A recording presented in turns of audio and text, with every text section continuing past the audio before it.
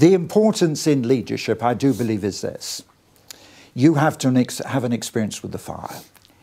You've got to have a living personal relationship with Christ. And what we've got to do is we've got to get back today to two things. One is preaching Christ.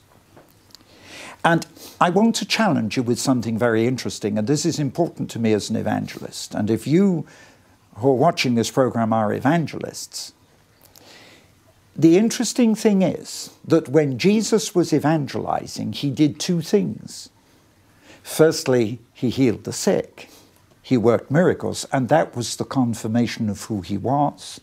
I believe in a ministry of the miraculous today. I believe that it's important, but miracles are not just healing. I see every kind of miracle in my life. That's why I'd recommend, if you can read my book, Why Siberia.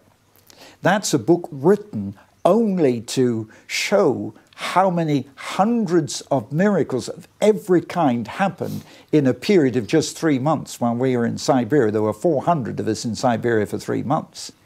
But you've got to have a very real experience with God. You've got to have a power in your life, an anointing on your life. But the people need Jesus, not theology. And there are too many new, fresh doctrines being taught that take people away from the basics of Jesus. And Jesus worked miracles, but the other thing he did was, and this is interesting, he preached the kingdom. If you read, as I have to do, over and over again, the Gospels, Jesus was preaching the gospel of the kingdom.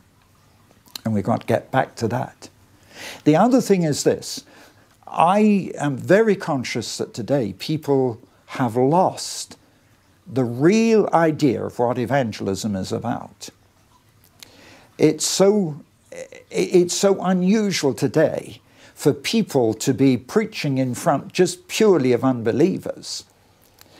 The tendency is to preach to the Christians and hope that at the end a few unbelievers will come to Christ. Whereas in many auditoriums I'm in, we can't get a big enough auditorium. That's usually our trouble. And many times we've had to literally turn the believers out. I have to call the pastors. They have to ask the members of their churches to stand. We ask those believers to leave until we're left simply with ushers and counselors. But the Christian believers, they don't go away. What we tell them to do is go outside the hall and begin to pray. And just pray and pray until God works miracles inside. And then the organizers will say, right, David, now your hall is full. There's only unbelievers there. Just get out there and you can preach. But you've got to preach Christ.